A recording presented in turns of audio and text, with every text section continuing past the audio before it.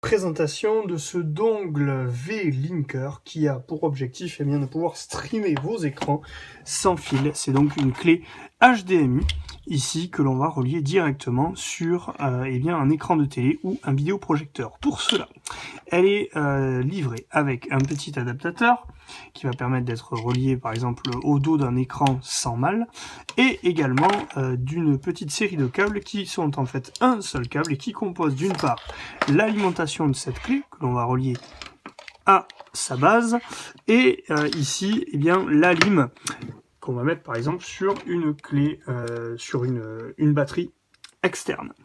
À partir de là, la clé normalement devrait être alimentée, et cela est manifesté avec ce petit point rouge. Ici, j'ai oublié de le dire, c'est une antenne.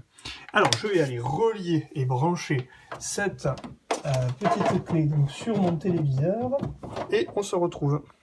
J'ai donc relié cette clé HDMI à mon téléviseur. Celle-ci indique qu'elle crée un réseau Wi-Fi de ce nom avec le password correspondant et indique que l'on va pouvoir relier nos appareils iOS, Android et également Windows ou Mac à l'aide donc des applications correspondantes. Alors ici, je suis sur un iPad mini. Je vais me connecter au réseau créé par la clé, donc avec le mot de passe indiqué, mot de passe sûrement que je pourrais d'ailleurs changer après. Et donc une fois que j'y suis connecté, il y a un petit temps ici de chargement. Normalement, immédiatement, je vais pouvoir envoyer en AirPlay ici mon écran. Voilà, qui fonctionne. Alors avant de dire qu'il fonctionne, il fallait que j'attende.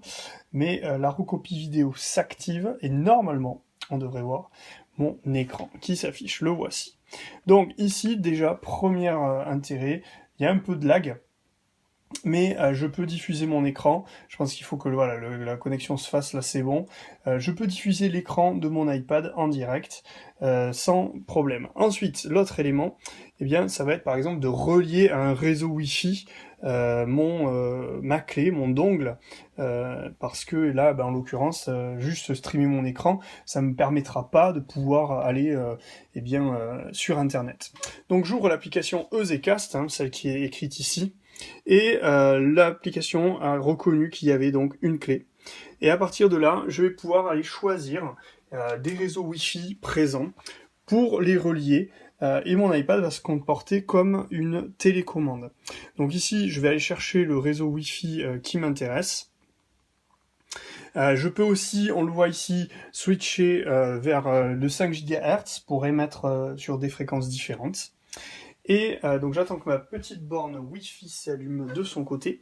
Et en attendant, je vais vous montrer que avec ma tablette Windows 10, on est aussi connecté au réseau ici. Et si je prends la main avec Ezecast, donc j'ouvre l'application Ezecast, la petite clé, vous voyez, va être reconnue immédiatement. Voilà, donc là immédiatement on me propose de dupliquer mon écran ou de l'étendre. Donc moi ce que je vais faire c'est dupliquer. Et à partir de là, je peux activer ici Mirror On. Et normalement, voilà, mon écran de tablette s'affiche. On va quitter par exemple ici pour voir qu'il y a bien mon écran qui s'affiche. Donc on est déjà à deux usages. Le premier, donc, c'est de diffuser sa tablette Windows, et le second, sa tablette iPad. Donc là, je suis revenu en paramétrage pour aller me connecter sur un réseau Wi-Fi. Le réseau Wi-Fi qui devrait s'afficher. Oui, la borne est présente. Donc on va switcher sur du 5 Go pour essayer de trouver... essayer de trouver mon réseau Wi-Fi. Intéressant aussi que ça affiche en 5 Go, parce que lorsqu'on est par exemple dans des salons, il y a beaucoup de réseaux Wi-Fi qui se mélangent, et cette fonction va permettre justement de capter d'autres réseaux Wi-Fi. Donc là, typiquement, moi je vais aller me régler, je vais taper OK. Voilà, la connexion est en train de se faire, et là qu'est-ce que ça va permettre? Ça va permettre non seulement de donner accès à la tablette à Internet, mais également de me connecter par exemple directement au réseau Wi-Fi personnel et d'accéder malgré tout aux fonctions de mirroring.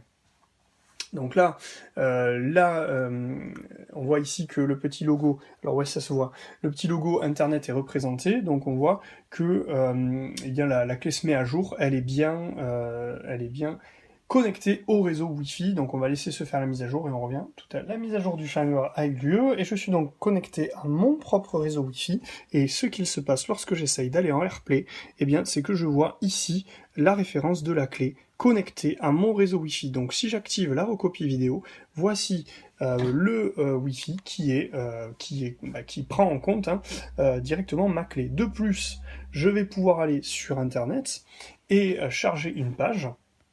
Voilà, tout en étant en AirPlay, tout en étant en recopie vidéo. Donc c'est ça l'intérêt clair de cette clé, c'est de pouvoir faire la recopie vidéo, mais également de pouvoir utiliser la clé vidéo pour aussi aller sur Internet à partir du moment où on a relié celle-ci à son propre réseau Wi-Fi.